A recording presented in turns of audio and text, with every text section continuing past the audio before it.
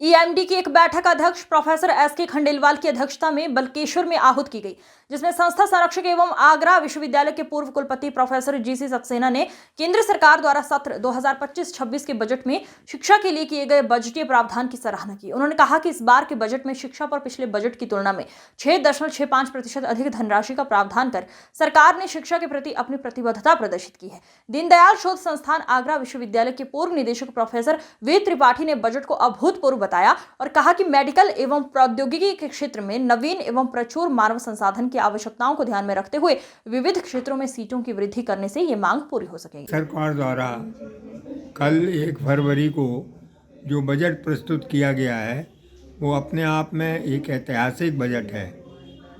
हर क्षेत्र के व्यक्ति के लिए कुछ ना कुछ दिया गया है, ऐसा मुझे लगता है।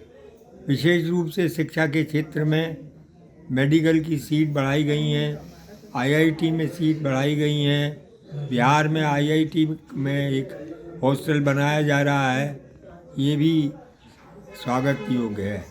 मैं इस बजट का शिक्षा की दृष्टि से बजट अद्वितीय है, शिक्षा के सभी क्षेत्रों को छूता हुआ बजट है और शिक्षा में जो भी बजट में प्रावधान किए गए हैं उससे सभी क्षेत्रों में उन्नति होगी।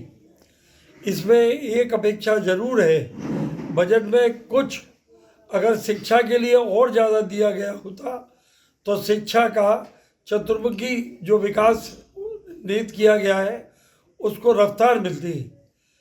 निर्मला सीतारमण और मोदी जी इस बजट को जो दिया है देश को बधाई के पात्र हैं।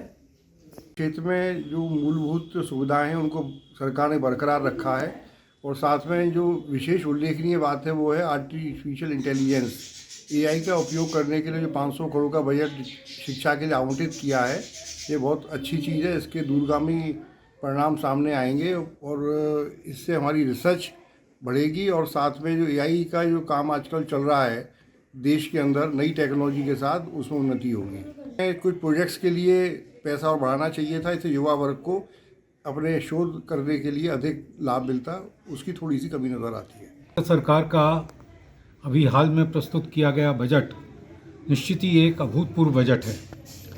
यह इस दृष्टि से अभूतपूर्व है कि इसने समय के अनुसार जिन क्षेत्रों में ह्यूमन रिसोर्स की डिमांड बढ़ रही है उसको सेटिस्फाई करने की पूरी व्यवस्था की है। यानी मेडिकल क्षेत्र में नए ह्यूमन रिसोर्स की आवश्यकता है और टेक्नोलॉजी में जिस तरीके से लगातार परिवर्तन आ रहे हैं उस दृष्टिकोण से टेक्नोलॉजी के क्षेत्र में नए ह्यूमन रिसोर्स की आवश्यकता है और प्रचुर ह्यूमन रिसोर्स की आवश्यकता है। उसको ध्यान में रखते हुए जो सीटों में बढ़ोतरी की है इससे भविष्य में ह्यूमन रिसोर्स की मांग पूरी हो सकेगी।